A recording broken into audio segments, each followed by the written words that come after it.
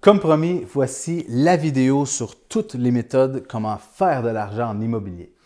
Pour avoir accès à plus d'une centaine d'heures de formation, des investisseurs qui sont motivés, vous pouvez cliquer juste ici en bas pour avoir accès au groupe privé Les secrets de l'investissement immobilier. Si vous descendez complètement en bas de la page, il y a aussi accès à un 30 minutes de coaching privé que je fais avec vous pour fixer votre objectif et vous propulser dans vos investissements. Donc, dans la première des techniques ici, nous avons la vente de promesses d'achat. C'est une technique hyper intéressante parce que tu n'as pas besoin d'avoir de mise de fonds pour pouvoir faire cette méthode-là. Il suffit simplement de signer une promesse d'achat, de faire de la bonne prospection et dans ta promesse d'achat, avoir des conditions qui te protègent et par la suite, tu peux simplement vendre cette promesse d'achat-là à des investisseurs immobiliers. Le profit se situe entre 10 et 15 000 tout dépendant de la promesse d'achat signée. Ça, c'est une des techniques que j'ai utilisées énormément dans mes débuts pour pouvoir me créer un bon capital pour investir par la suite dans d'autres sphères de l'immobilier. Dans la deuxième méthode ici, on a le fameux Airbnb que vous connaissez tous. Airbnb, ça reste hyper intéressant pour des locations de chalets ou simplement des locations de condos pour les voyageurs. C'est ce qu'on appelle de la location court terme. Donc, du Airbnb, c'est simplement une application où ce que vous pouvez mettre en location court terme votre condo locatif. Au niveau du flip, il y a 3 choses importantes que vous devez savoir. Le flip, vous avez la première étape qui est la prospection, de trouver un bon deal, savoir faire vos calculs de rentabilité, calculs de rendement, calcul aussi sur tout ce qu'il va y avoir en termes de localisation, si c'est un bon endroit pour l'investissement. Deuxième chose sur le flip, vous devez savoir qu'est-ce qu'il y a dans les alentours que votre public cible recherche pour cette maison-là. Et la troisième chose importante dans le flip, c'est quel genre de matériaux vous allez y installer pour pouvoir tirer le maximum de profit. C'est très intéressant aussi d'avoir un calculateur de rendement pour vraiment calculer à la lettre tous les dépenses qu'il va y avoir dans ces propriétés-là, incluant les taxes de bienvenue, le notaire, etc. Donc, les calculs de rentabilité dans les flips sont hyper importants, mais ça reste une super de belle méthode pour l'investissement. Bien sûr, il faut avoir un petit peu de cash flow au début pour pouvoir prospérer dans cette méthode-là. La prochaine méthode qui est le multilogement, qui personnellement a été une des méthodes les plus payantes dans mon existence présentement. Donc, le multilogement, il y a 3 façons différentes de faire du multilogement. La première est d'acheter pour du long terme. Donc, dans l'achat long terme, vous achetez que ce soit un duplex, triplex, quadruplex et vous attendez 15, 20 ans que l'hypothèque baisse. Vos locataires payent pour votre hypothèque. Donc, vous arrivez à peu près kiff-kiff. Vous faites peut-être un petit profit mensuel, mais au bout de 10, 15, 20 ans, votre hypothèque est payée et ça vous fait une belle retraite. Ça, c'est la première des méthodes. Deuxième des méthodes reste l'investissement du multilogement avec des partenariats d'affaires, que ce soit des partenaires passifs ou actifs. Ça reste une deuxième méthode intéressante à faire du multilogement parce que ça vous permet d'acheter plus de portes, donc payer moins cher la porte, acheter en grand nombre et justement, au bout de quelques années, le multilogement en investissement passif peut devenir hyper intéressant, justement parce que vous avez un coût moindre dès le début.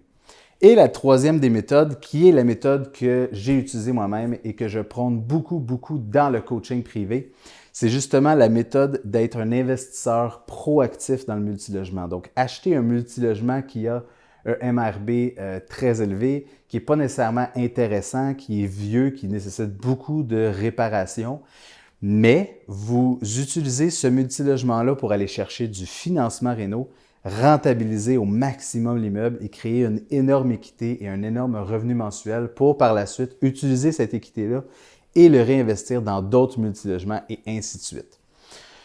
La conversion en condo, c'est une méthode hyper intéressante aussi parce qu'elle permet de transformer des appartements en condo et faire de la vente. Donc, c'est un petit peu comme du multilogement, mais pour du court terme parce que vous transformez immédiatement vos appartements en condo et vous faites la vente. Donc, je vous donne un exemple. Si vous achetez un immeuble à un multilogement à 500 000 et vous faites la conversion de tous les appartements qui, mettons, un quadruplex, et vous vendez chacun des condos dans les 200 000, bien là, vous faites un 800 000 de profit total. Donc, de profit total. Un 300 000 de profit total, étant donné que vous avez acheté le multilogement 500 000 et que vous faites la vente totale de 800 000.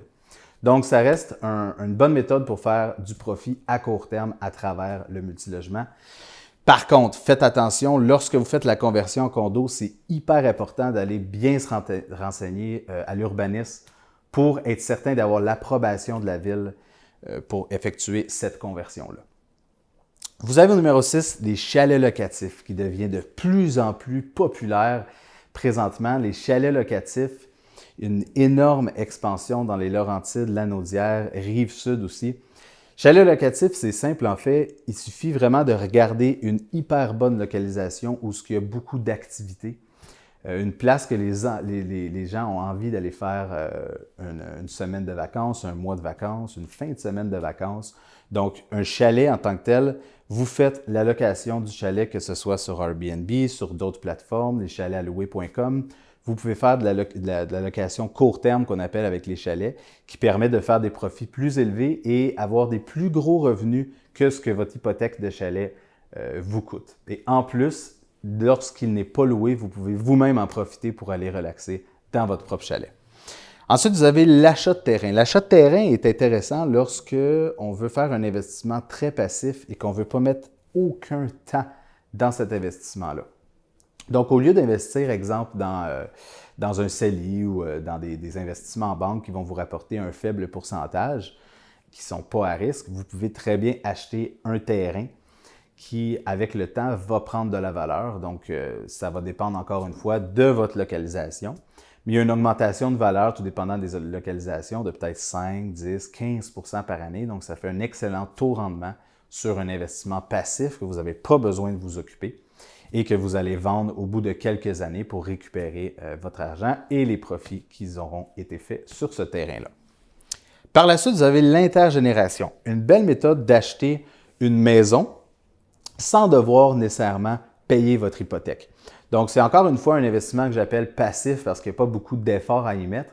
Mais dans l'intergénération, vous pouvez avoir possession d'une maison et d'un locataire qui se situe dans le sous-sol de votre maison, qu'on peut appeler comme un bachelor. Puis, de cette technique-là, vous pouvez habiter dans votre maison et avoir votre locataire en bas qui paye l'hypothèque de la totalité de la maison. Donc, avec le temps, bien sûr, l'hypothèque baisse et elle se fait payer automatiquement par le locataire. Donc, au bout de quelques années, vous avez votre propriété qui est terminée d'être payée. Donc, vous pouvez simplement la vendre à profit. Donc, ça reste une technique intéressante, encore une fois, dans l'investissement passif. Vous avez la location d'unités. Ça, c'est intéressant parce que si vous avez présentement un terrain, un multilogement, un chalet ou quoi que ce soit, il est toujours possible d'y construire sur une partie de votre terrain, d'y construire justement des boîtes d'entreposage, des petits locations d'unités pour entreposer, que ce soit quoi que ce soit, là, une voiture, des biens, etc. C'est très, très, très en demande, surtout dans la région de Montréal parce qu'il y a de moins en moins de place pour stocker des gros matériaux. Donc, la location d'unités peut être hyper intéressante pour rentabiliser de plus l'espace que vous avez sur un terrain actuel. Ensuite, vous avez la location-achat qui devient de plus en plus populaire avec les années. Location-achat, c'est simple. Vous pouvez acheter une maison et la louer à un locataire conditionnel à l'achat. Donc, le locataire va vous donner un dépôt et va signer un contrat comme quoi qu'il va acheter votre maison dans 2 ans, mais que d'ici l'achat de votre maison, il va être locataire à l'intérieur. Ça permet justement aux locataires qui n'ont pas nécessairement une énorme mise de fonds de pouvoir se procurer une maison. Et vous, de votre côté, en tant que vendeur, ça vous permet de vendre une maison et être assuré d'y avoir un acheteur en même temps de faire des profits mensuels qui vous servent à payer votre hypothèque. Donc, c'est une autre belle méthode de pouvoir faire de l'argent avec l'achat de maison. Et la dernière ici, nous avons la bâtisse commerciale qui, personnellement, je vous conseille de moins en moins, étant donné qu'on s'en va de plus en plus vers un marché qui se passe sur Internet. Donc, il y a de plus en plus de commerces qui ferment. Il y a ses avantages et ses défauts, mais en tant qu'investisseur immobilier, d'investir dans des bâtisses commerciales qui ont un restaurant ou un Dollarama ou quoi que ce soit en dessous, ça devient de plus en plus compliqué à avoir des bons locataires de commerce justement à cause de cette nouvelle tendance-là en ligne sur les ventes en ligne. Donc, je vous dirais que la bâtisse commerciale était une belle méthode à l'époque, mais qui devient de moins en moins populaire et de plus en plus risquée. Donc, voilà sur toutes les méthodes de faire de l'argent en immobilier. Il y a quelques autres méthodes aussi, mais j'ai principalement mis ceux qui étaient les plus pertinentes à votre disposition pour que vous puissiez faire un choix judicieux envers lequel que vous avez envie d'investir le plus et de prospérer. Je vous rappelle, en dessous de la page complètement, si vous scrollez jusqu'en bas, vous pouvez fixer rendez-vous avec moi. Je vous donne un 30 minutes de coaching, un rendez-vous téléphonique ensemble pour qu'on puisse discuter de vos buts, vos objectifs, puis qu'on puisse regarder ensemble, qu'on se fasse un plan de match direct vers où ce que vous voulez vous en aller. Donc, je vous invite encore une fois à vous abonner sur le groupe Facebook qui est juste en bas pour avoir accès à plusieurs vidéos capsules, avoir des conversations avec des investisseurs et aussi de descendre complètement en bas de la page pour fixer un appel téléphonique ensemble pour qu'on vérifie vos objectifs et qu'on vous propulse dans vos investissements immobiliers.